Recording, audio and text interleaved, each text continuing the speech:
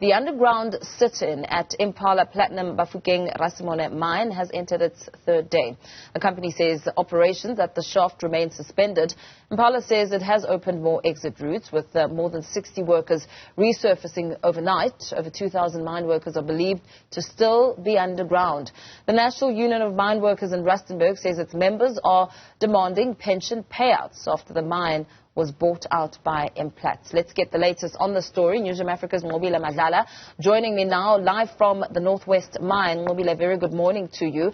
Yesterday we'd heard that the mine wasn't too clear on why workers were in this sit-in. It's day 3 today. Has there been more clarity as to why they're there? Because pension payouts are a big part of it.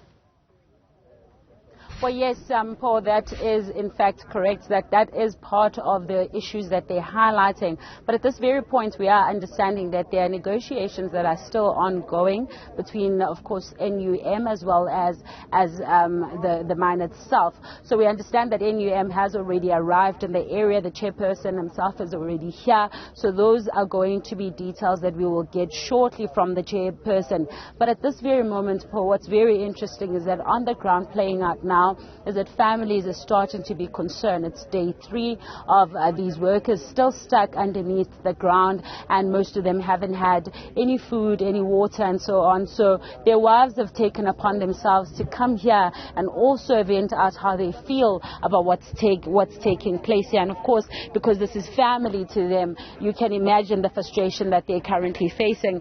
Mama, mangase nje sichazele ningomama manifika la senidecide ukuthi nizomala egate ngubani ibuhlungu sisinto yenzekayo apha eNorth Shaft amadoda ethu avaleleke phaya ngaphakathi inum ayikwazi ukuthi izophendula ukuthi kwenzeka ntona ngamadoda ethu befanele ba iphendule kwa from day 1 xa bengena ngaphakathi kungaze kude bengamalanga amathathu okabantu bephansi komgodi abadli abenzi lutho mar each and every month babatsalela imali kwi payslip zabo but abeze uzomamela iconcerns abasebenzi ukuthi kwenzeka ntona babafanele memorandum le bayenzileyo andazi ukuthi kwenzeka ntona sibhlungu odlobo sihleli ngalo apha kubhlungu into bana umuntu athi abheke emsebenzini abantwana bayasibuza endlini into bana umntatu uyobuya nini emsebenzini mama ubuza kuwe ngumama usheke endlini yiyo lento sizoma apha inhlungu yethu kubuhlungu amadoda angaphakathi phayana asazi into yenzekayo phayana sicela inumi iphendule sicela inumi yenze yonke into efanele ba mayiyenze ngamadoda ethu la underground kunabantu abadiabetic phayana bahleli for 3 days abadli akuphuzwa amanzi akwenziwa nix kanti unembeza uphe emntwini omnyama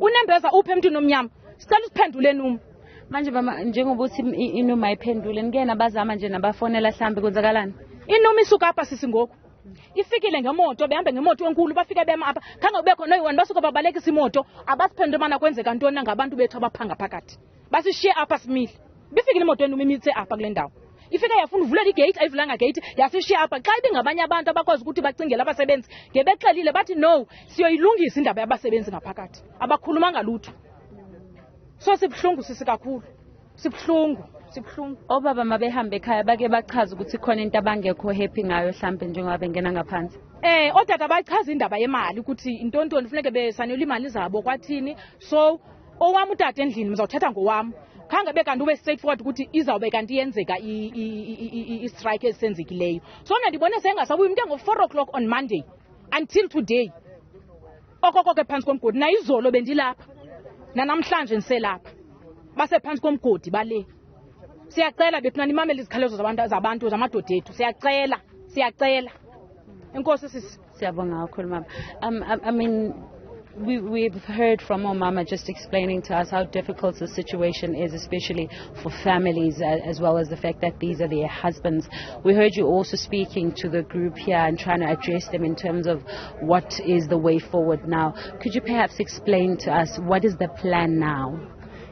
I think thank you very much for arriving you at our operation, and we hope that there will be a resolution, because what we look at today to go forward.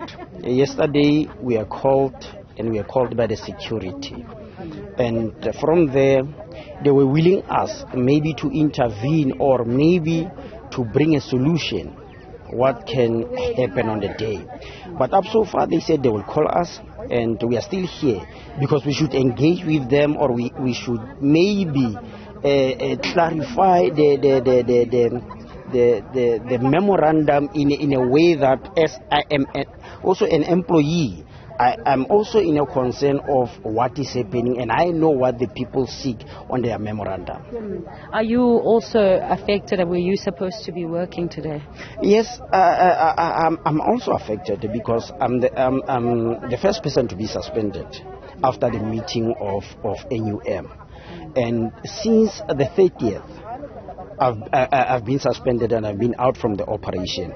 Now, it started in a negotiation or in a sitting with us as a member and the structure of the NUM. It's whereby the whole problem started till we arrive in this situation whereby the management, I think with the union, they didn't respond into the concern of the member of the union.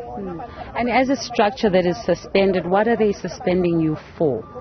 Our suspension was on the 30th, whereby the 30th of November, whereby they said we organize a meeting, an authorized meeting, an unlawful gathering.